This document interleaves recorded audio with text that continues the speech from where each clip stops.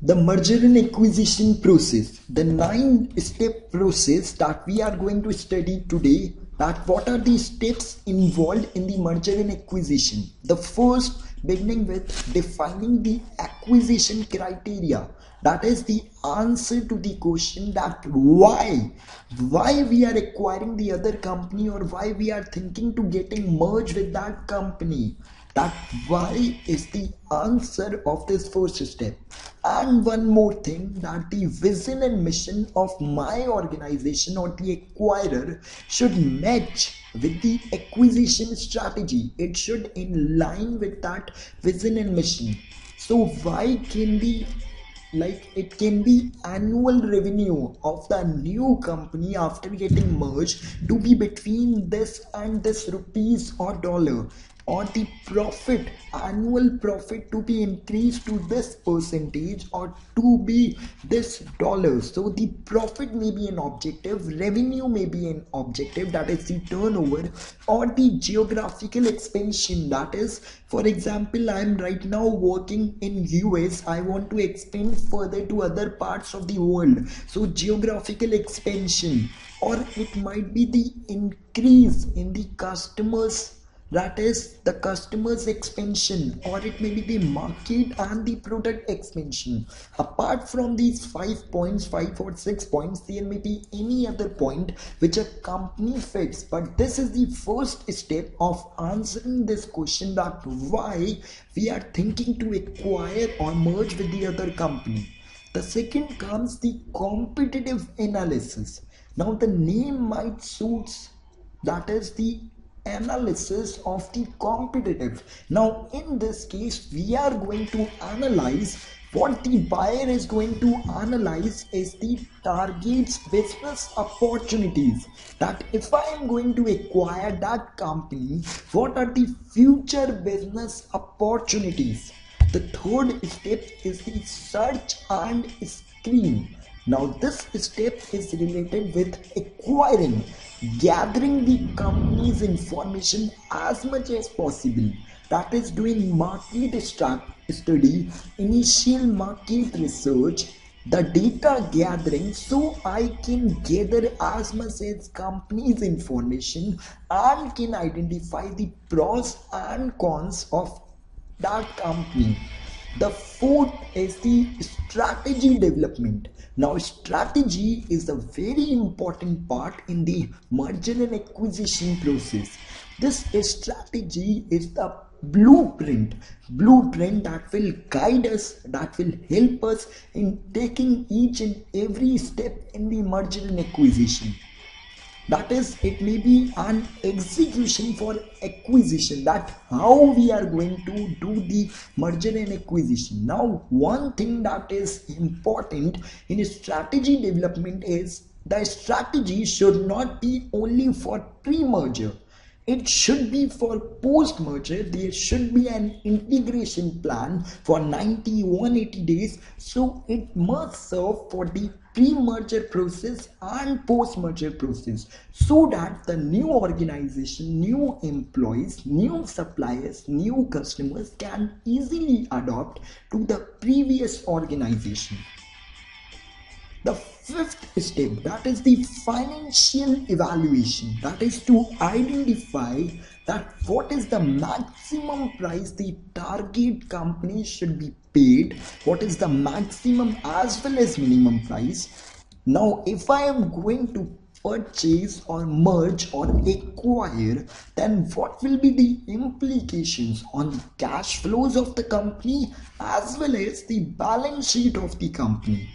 Moreover, what is the best way, that is the cash deal may be the best or the stock deal may be the best, I should borrow the funds and then merged or then acquired. So what is the best way, what is that best financial alternative, what are the areas of risk, what are the risk evaluation, we have to evaluate that areas where we can face the financial risk also. Now the sixth step, that is the target contact and negotiation, that is targeting the management of targeting and contacting the target company and negotiating with the management, CEO and top executives of that target company. That means to enter into a deal, that is initiating, acquiring firm, approaching the target company to initiate. Now this marks the beginning of the merger and acquisition process, that and to evaluate that what are the target company's response and expectations. See, for example, like the preference of payment, like what they want might be cash or equity or part payment. So to evaluate that target's response and expectations, whether they are willing and accepting the payment that they have made, or might be they are refusing it, and what will be the post merger expectations, or it may be the personalities in the target firm, identifying the top executives or the top. So this stage, if everything is right, then there is a non-disclosure agreement, that is NDA. It is not the approval of the merger, but it starts the evaluation of the deal. It's the initiating stage, it's the beginning, like that, yes, now we can go ahead with this merger and acquisition process. The seventh step, highlighted in yellow color, is the most important one, and this is the step of due diligence.